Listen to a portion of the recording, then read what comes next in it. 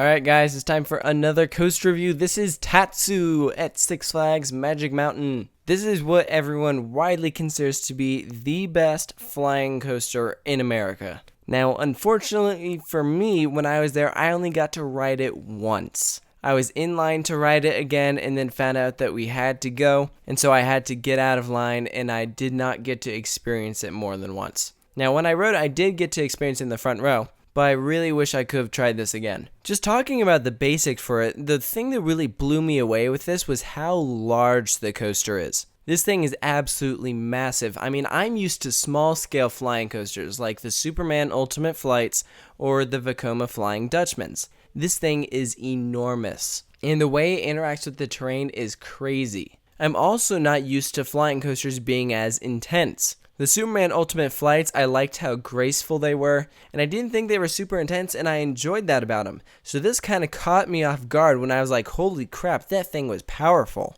And so I was really not quite sure what to think when I got off it. And again, I think that kind of takes me back to, okay, I wish I could try it again, because now I would know what to expect. But I'm still going to review this because I got a lot of requests to review this roller coaster. But just know that this review is based off of one ride. Next time I go back, I'll make sure to get on it again. But just breaking this down element by element, I think the thing that made it pretty different was with these Vekoma Flying Dutchmans and Superman Ultimate Flights, they all have the same layout, so I know what to expect. This, I hadn't really memorized the layout, so I was like, whoa, what's going on almost the entire ride. I mean, you're just flipping upside down, going through these huge turns. Now, I was really enjoying the experience, but I did find it kind of disorienting. And I'm sure that kind of goes away the more you ride it. But I gotta say, the one thing that really threw me through a loop, no pun intended, was this freaking pretzel loop. Holy moly. This thing is enormous. Pretzel loops are one of my favorite inversions,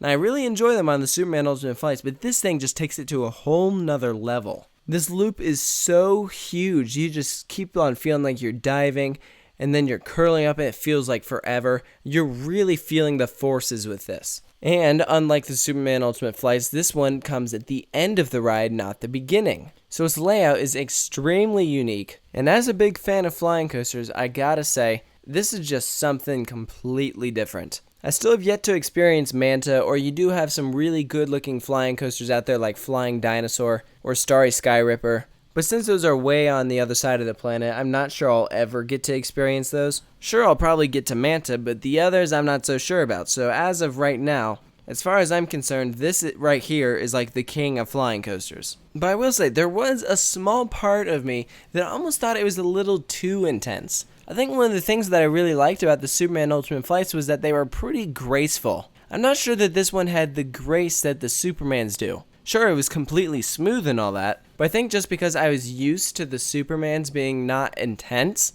I was caught off guard by how powerful this ride was. So for its score, I'm going to give it an 8.5, but I think that score would be different by the next time that I go and ride this. So just keep that in mind as you're taking in all that I've said about this roller coaster. Again, I apologize that I couldn't have gotten around to riding this more. It was kind of out of my control. But let me know about what you think of Tatsu. Do you agree with me on this? What are your thoughts on it? Post all those thoughts in the comment section below, and I'll catch you guys later.